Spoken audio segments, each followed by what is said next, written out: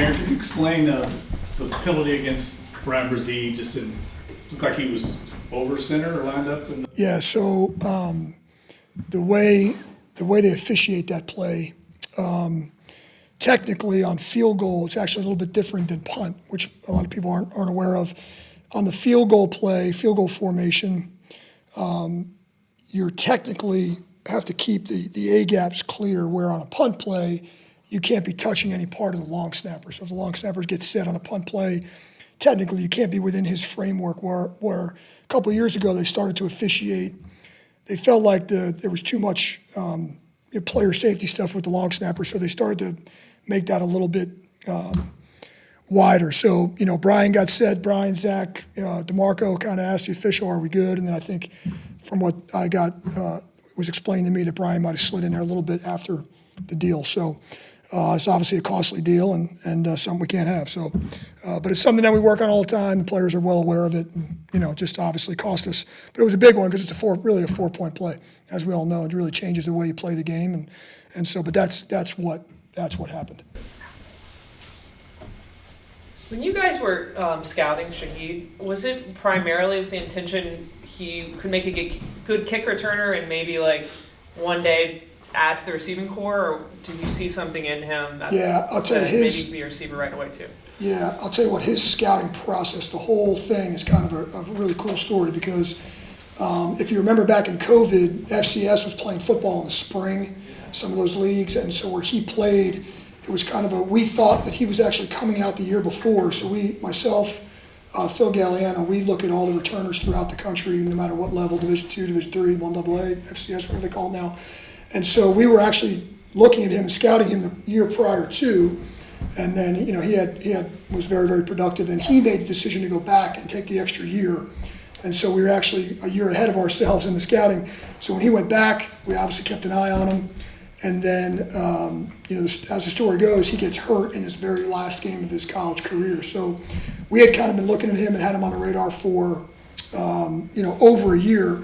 And yes, his primary position for us initially was returner. Now we thought with all the production he had as a returner that this guy could be a really good, when you're looking at a vision for a player, like a couple guys we've had here the last few years, Deontay, Rashid, you're looking for a guy that can fill that 4th, 5th receiver role, at the same time give you special teams reps. And the return aspect is huge because if you can bring a guy to the game, it's going to be your dual returner. Then obviously, so that was kind of the. But when we watch these guys, we'll go back and watch their offensive film as well. So I was able to have develop a really good relationship with Shaheed. Kind of felt like because of his injury, he might slip off some people's draft boards. He was in our discussion late in the draft for us, and then obviously he falls into the free agency. And I think that if you talk to him, he'd probably tell you we kind of developed a really good relationship with him. We had a vision for him. To give our front office credit, sometimes it's hard to go ahead and make a commitment to a guy that's not going to be able to practice during OTAs, practice during mandatory minicamp, and so you're kind of using a roster spot, you're using one of those 90 spots for a guy that's not there. And so, these guys are probably all lied to you. These guys, there was a lot of people in the building that were frustrated that he wasn't practicing and he wasn't doing all this, he was doing rehab, but obviously that's all worked itself out. But, he was a dynamic returner at the level he was at, and it's just you're always wondering if that transfers. I have that expression that, if you have that many return touchdowns, I don't care what level you're playing at, high school, small college, big college, if you have that many dynamic plays, it usually translates into this level. Deontay's another example of that. Another guy was extremely productive at his level, but you're always worried about the size, speed, all those things. But Shaheed's speed clearly stuck out. But it's kind of a unique story because we were looking at him for 2 consecutive draft classes. Now y'all are 2 for 2 with your last big returner finds. That's a pretty good track record. Yeah, well, hopefully hopefully Shaheed will be here for a long, long time. But he's doing a great job. What's your view of Lou Hedley so far? Nick, I think it really depends on your perspective. I think with punt, there's a lot of different aspects to look at. I think that Lou's done some things very, very well, and I think there's some things that he needs to improve on. we've talked about this before when, Lou is going to be a completely different style punter. And so he brings a different aspect. So I say there's some things he's doing very, very well. What are those things? Well, I think we're in the top 3 in the league in punts inside the 20. I think we're in the top 3 in the league in return yard average against. He limits what the other team can do in terms of game planning and returning against you. There's some things I would like our net punt to be a little bit better. I think he's got 39 punts, and I'm going to tell you there's 4 or 5 of those punts we'd love to have back that were won. The one at the end of the Jacksonville game is one that comes up to mind that we kind of missed our location. But like I said, I think he's doing some things that are very, very good. And again, I think it's perspective. What numbers are you looking at? If you're going to look at gross punting numbers, then that's not really, it's like, or if you're looking at hang time for a guy like Lou Hedley, those aren't going to jump out at you. But that's like saying, that's like timing Tim Wakefield's fastball. It really is irrelevant. It's an irrelevant stat. He's a guy that's going to, give some problems to the other returners. You're going to give some problems to the other team with his style of punting. I would like our net punting to be a little bit better than it is. That's really the bottom line number at the end of the day. And so I would like that number to be just a shade better. Lou knows that. I think when he's had issues, it's been more punt location than anything. As we stated early on when we made the decision to go with Lou, he's going to be a completely different style guy. It's a little bit, it's certainly unconventional.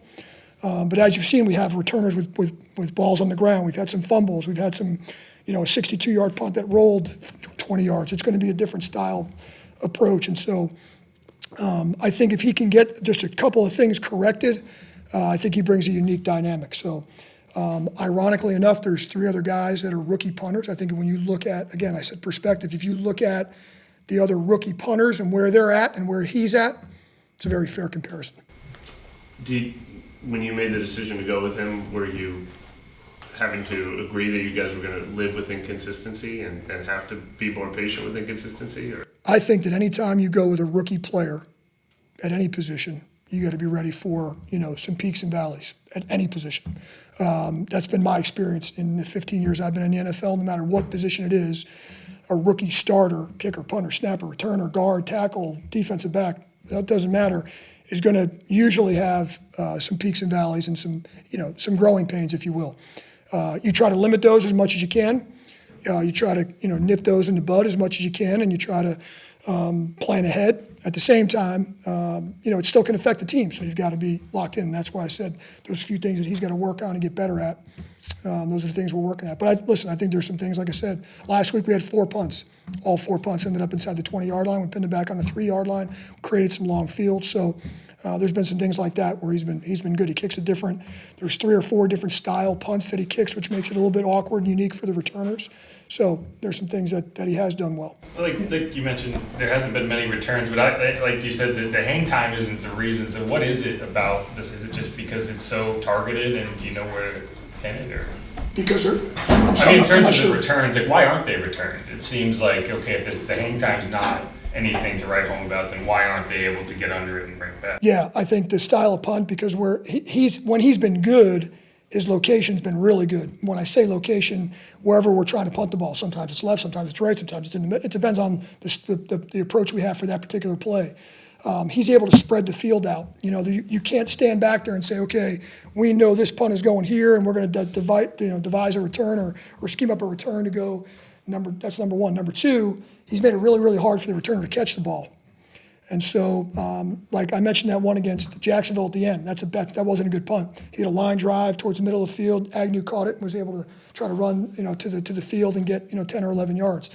But through 39 punts, we've given up 80 return yards. And so, when you take the return yards and you divide it by the number of punts you've had, he's in the top 4 or 5 in the league. So that part he's done a good job of. When we've been bad and we have given up some return yards, that's when he's missed his location. That's the best way for me to describe it. When you look at him, he's not a hang time style punter. Now of 39 punts that we've had, I'm going to tell you that there's 15 to 20 where the hang time is really irrelevant. So if you're timing a hang time, you're wasting your time because that's not the type of style of punt we're trying to kick. We're trying to kick a more of a rugby, Australian style punt. We're trying to locate it towards the sideline or hit a spinner or different types of punts. And so That's why he's been effective in that, because it's hard to game plan. So whether it's the rollout punts or the punts to the left or whatever, it's hard to kind of come up with a game plan, and he puts a lot on the other team's plate. So that's where it's been different. It's much like the college game. When you watch a college game, you watch the rollout stuff in the rugby, it's very, very similar. It's very hard to design schemes against those types of punts, and that's the best way I can describe it. So, like I said, sometimes the hang time. There's some punts, don't get me wrong, where we do. We had a punt last week. That was one of his better hang time balls on the year. It was like a 4-7 ball where we were closer to the 50, and now we are looking for a little more hang time. So, it really just depends on where we are on the field and really what we're trying to do there. So. Again, I'll go back to what I said before. The bottom line in punting is in net punting. And we're not, we're in the bottom third in the league right now. That's got to improve. That's the thing, that's one thing that's got to improve. You weren't doing the rollouts right from the beginning. Is that something that got him back in his comfort zone? Is that something you wanted to avoid having to do? No. We knew from the get-go. If you go back to the preseason, he had one in one of the preseason, like kind of a half roll in one of the preseason games. And so that's something we worked on. We know that's really all he did in college. And so we knew that we had that part of it, that aspect. I think, again, situation where we are in the field, who we're playing, what returner are we playing, things like that are going to factor in. There might be some weeks where we never do it. Might be some weeks where that's all we do. There's some weeks where we mix it in. So, but we know we have that he's got that in his bag, if you will. So. During training camp, DA highlighted return ability as a part of why you brought in Lynn Bowden. He hasn't been doing that because Shaheed's been holding that role. But what else have you liked about Lynn Bowden's game? Yeah, I'll tell you what. First of all, I really liked Lynn coming out as a college player. I thought he was a guy that could do a lot of things because he just had a toughness to him. He had a really good job with the ball in his hand. I think the thing he's impressed me the most, offensively and special teams wise, is some of the things he's doing without the ball. I know last week on offense he was doing a great job downfield blocking on the second level. He's kind of one of those guys, a little bit of a jack of all trades in terms of he's our backup kick returner, punt returner. He's a backup at a bunch of different spots. He's got that quarterback mentality because obviously he played that in college, so he's got that little bit of Taysom-ism, if you will, in terms of being a multiple guy. So there's a lot of things he can do, and so he's kind of has a little bit of different toughness about him. He has a little bit more of a defensive mentality, if you will, for an offensive player. And so there's really a lot of different roles he fills. He hasn't necessarily gotten out there to do those on special teams yet because those haven't come up. Like you said, Shaheed's been our dual returner, but we know that obviously he's capable and willing and ready to do not only that, but some other jobs as well, coverage stuff like that.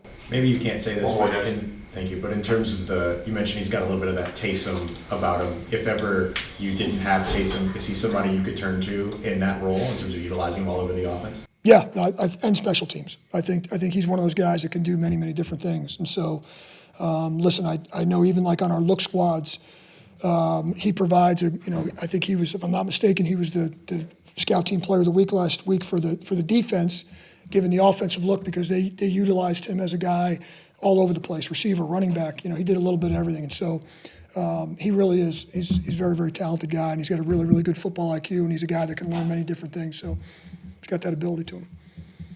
Thanks, Coach. Appreciate you guys.